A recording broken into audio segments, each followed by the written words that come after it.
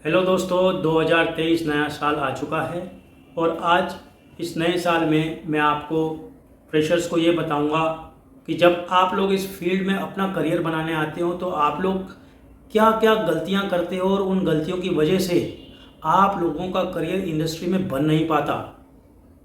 और जब उन गलतियों की वजह से आपका करियर बन नहीं पाता या आप उस फील्ड तक पहुंच नहीं पाते तो आप दोष इंडस्ट्री को देते हो, अपनी गलतियां नहीं मानते।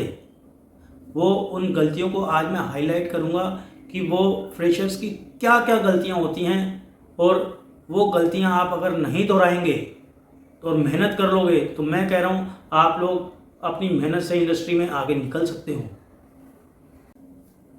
फ्रेशर्स, आज मैं आप लोगों को वो गलतियां बताता हूं आपकी क्या क्या होती है। नंबर 1, कन्फ्यूजन, कंफ्यूज रहते हो। और number 2, lack of confidence, confidence नहीं होता आप लोगों के अंदर। नंबर 3, डर, अप्लाई करने से पहले ही डरे हुए होते हो। नंबर 4, शॉर्टकट, शॉर्टकट चाहिए आप लोगों को। और नंबर 5, बैड बिहेवियर और एरोगेंस से बात करना। पहला लेते हैं हम कंफ्यूजन। आप फ्रेशर्स के माइंड में कंफ्यूजन कहाँ से आती है मैं आप लोगों को बताता हूँ। कंफ्यूजन पैदा करते हैं आप लोगों के दिमाग में आपके आसपास के लोग, आप लोगों के पड़ोसी या आपका कोई दोस्त या आपका कोई फैमिली मेम्बर। वो आप लोगों के को ऐसी ऐसी स्टोरीज बताता है कि ये फलाना तो एक्टर बनने के लिए गया था, इसकी बहन वहाँ एक्टर बनने गई थी, इसका बच्चा वहाँ पे गया था तो ये एक्टर नहीं बन पाया। वो एक्टर क्यों नहीं बन पाया? वो अपनी गलतियों की वजह से एक्टर नहीं बन पाया, क्योंकि वो लोग अपनी गलतियां तो नहीं बताएंगे ना कि हम क्यों नहीं एक्टर बन पाए।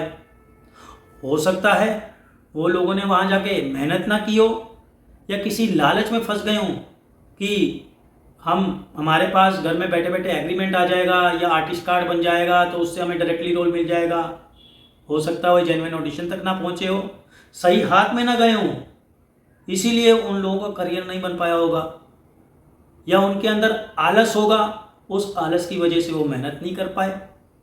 देखो दोस्तों, जो आप लोग बेकार की ये नेगेटिव स्टोरीज सुनते हो ना, वो नेगेटिव स्टोरीज कभी मत सुनो। अच्छी स्टोरीज भी हैं, जिन लोगों के करियर बन चुके हैं इंडस्ट्री में और जो बना रहे हैं अच्छा खासा, उन लोगों के एग्जाम्पल्स वाली स्टोरीज सुनो। नेगेटिव स्टोरीज सुनोगे तो किसी भी फील्ड में करियर नहीं बना पाओगे। एग्जाम्पल सुनने हैं तो पॉजिटिव और अच्छी स्टोरीज वाले भी बहुत हैं, उनके सुन लो। दूसरी कंफ्यूजन आपके दिमाग में आती है, आप लोग जो नेट पर फ्री वाली वीडियोस देखते हो ना कि एक्टिंग फील्ड का करियर फ्री में बन जाता है, आप लोग पहले अपने भ्रम को तोड़ दो उन फ्री वालों के चक्कर में।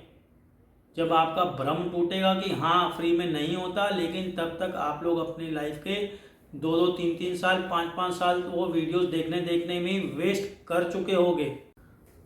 और दूसरा होता है आप लोगों का लैक ऑफ कॉन्फिडेंस। जब आप लोग अप्लाई करते हो तो आप लोग पहले ही अपना कॉन्फिडेंस को लूज़ कर देते हो।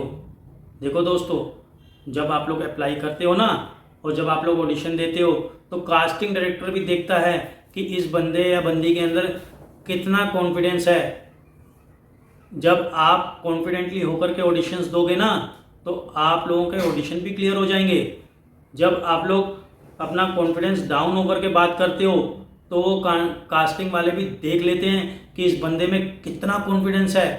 अगर उसको लगेगा ना कि इसका कॉन्फिडेंस तो एकदम लूज है तो आप लोगों के ऊपर एक क्वेश्चन मार्क लगा देते हैं। तो उन लोगों को भी ऐसे बंदे या लड़के लड़कियां चाहिए या बच्चे चाहिए जिनका कॉन्फिडेंस बहुत अच्छा हो और वो कॉन्फिडेंस उन सबका दिखता है।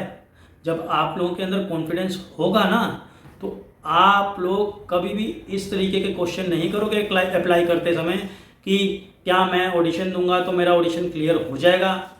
अगर मेरा ऑडिशन दिया अगर वो क्लियर नहीं हुआ तो, अगर मैं ऑडिशन में फेल हो गया तो, अरे कोई बात नहीं, एक ऑडिशन में फेल हो गए या एक ऑडिशन आपका क्लियर नहीं हुआ तो कोई बात नहीं, दूसरा ऑडिशन दे दो यार, तीसरा दे दो, चौथा दे दो, पांचवा दे दो, 8-10 ऑडिशन जब दोगे कॉन्फिडेंस आपका खुद भी बढ़ता जाएगा और बढ़ते कॉन्फिडेंस के साथ जब ऑडिशन दोगे तो आपका ऑडिशन भी क्लियर जरूर होगा।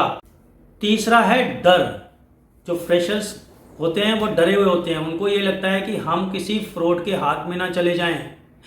फ्रॉड जो आप बोलते हो कि फ्रॉड हाथों में ना चले जाएं, फ्रॉड हाथों में कैसे कैसे बचा जाता है, वो आप लोगों को सामने वाले का जेन्युइन का और इन सब का काम देख के ही पता चल जाता है कि सामने वाला जेन्युइन है या फ्रॉड है। जब आप सामने वाले का काम अच्छे से देखोगे कि उसने क्या किया है तो आपको खुद पता चल जाएगा। जो फ्रॉड होते हैं वो आपको घर पे बैठे बैठे एग्रीमेंट भेज देते हैं और आपको बोलते हैं कि आर्टिस्ट कार्ड बनवा लो, आर्टिस्ट कार्ड बनवाने से आपकी बॉलीवुड में एंट्री हो जाएगी। तो ये आर्टिस्ट कार्ड बनाने वाले और घर पे बैठे बैठे एग्रीमेंट भेजने वाले एक नंबर के फ्रॉड ही होते हैं, तो इन लोगों से ज़रूर बचना। चौथा है शॉर्टकट। बहुत से लोग एक्टर बनने के लिए शॉर्टकट का रास्ता अपनाते हैं। बहुत सारे पेरेंट्स हैं और लड़के लड़कियां जिनके अंदर सब्र नहीं होता, उन्हें 2 दिन के अंदर ही एक्टर बनना है। इतनी जल्दी में रहते हैं कि फटाफट टीवी पे आ जाए, फटाफट हम एक्टर बन जाएं, बस फटाफट हम लोगों का फेम बन जाए। 10 जगह अप्लाई करते हैं ये लोग और उन 10 में से जो उनको उनकी गंदी एक्टिंग के साथ उनका सिलेक्शन कर देगा ना बिना प्रोसेस समझाए, तो वो उसी तरफ चले जाते हैं। वहीं से उन लोगों का कॉमन सेंस पता चल जाता है कि हमने तो अगर एक्टिंग अच्छी नहीं करी तो इस बंदे ने हमारा सिलेक्शन कैसे कर दिया। देखो दोस्तों, करियर बनाने का जो होता है ना बॉलीवुड का, चाहे किसी भी फील्ड का ले लो, हमें सब्र रखना पड़ेगा। प्रोसेस उस चीज़ का फॉलो करना ही पड़ेगा। अगर मान लो आप कोई फल खाते हो तो वो फल भी एकदम से आपके पास नहीं आ जाता, वो भी एक प्रोसेस को फॉलो करके आया होता है। बीज होता है, बीज डलता है, फिर पौधा बनता है, पेड़ बनता है, फिर उस पर फल उगता है, फिर फल पकता है, फिर फल वो टूट करके मंडी में आता है, मंडी से फिर खरीद के आप अपने पास लेके आते हो, फिर खाते हो। जो शॉर्टकट अपनाता है ना तो उसका करियर ना कट हो जाता है। और 5वां है बैड बिहेवियर, एरोगेंस। देखो दोस्तों, अगर आप बैड बिहेवियर दिखाओगे या बदतमीजी से बात करोगे तो सामने वाला आपको 1-2 बार झेल लेगा, फिर आपसे कट मार लेगा।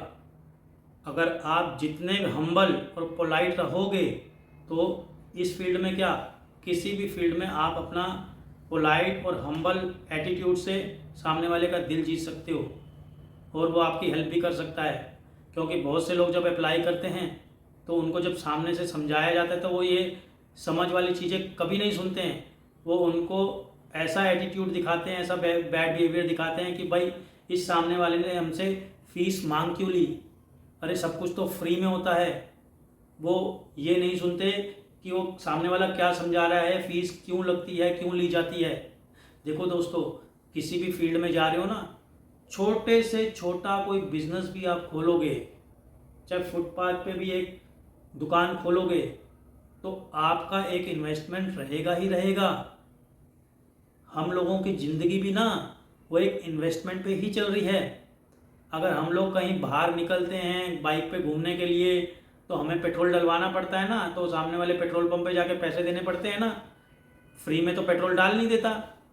तो दोस्तों, जब हमारी ज़िंदगी ही एक इन्वेस्टमेंट पे चल रही है तो आप खुद सोचो कि हमारा करियर फ्री में कैसे बन जाएगा। जब आपको कोई समझा रहा होता है ना प्रोसेस, तो उसको एक पोलाइट और हम्बल एटीट्यूड से सुन लो, समझ लो। चाहे उसके थ्रू शुरू मत करो, सुन लो उसकी बात, वो आपको क्या समझा रहा है। जब आपको समझ जाए तो फिर वो आपके ऊपर डिपेंड करता है कि मुझे इन्हीं के थ्रू शुरू करना चाहिए या किसके थ्रू करना चाहिए। क्योंकि जब आप अपना ऐसा बैड बिहेवियर दिखा चुके होते हो ना, तो आप अगर मान लो 2 से 3 साल बाद भी फिर दोबारा उसके पास आओगे तो खुद सोचोगे यार मैंने तो इसको बैड बिहेवियर किया था, बैड बदतमीजी की थी, तो फिर मैं अब क्या मुंह लेके इसके पास जाऊं, क्या करूं। तो दोस्तों, किसी भी फील्ड में जाओ, अपनी जुबान को मीठी रखो, कभी भी बदतमीजी मत करो, एटीट्यूड मत दिखाओ अपना करियर शुरू करने से पहले। क्योंकि बहुत से फ्रेशर जब अप्लाई करते हैं उनके अंदर एक अजीब सा फालतू का एटीट्यूड होता है, कई लोगों में, सब में नहीं कईयों में होता है। तो दोस्तों, पोलाइट रहो। तो दोस्तों, मैंने ये सारे पॉइंट्स आज आपके सामने क्लियर किए। देखो, जब आप लोग अपने करियर की शुरुआत कर रहे हो तो बिना डरे अपने कॉन्फिडेंस को हाई करके और लोगों की नेगेटिव बातों को बिना सुने हुए पॉजिटिव होकर के अपने करियर की शुरुआत करो और अच्छे से अच्छे ऑडिशंस दो।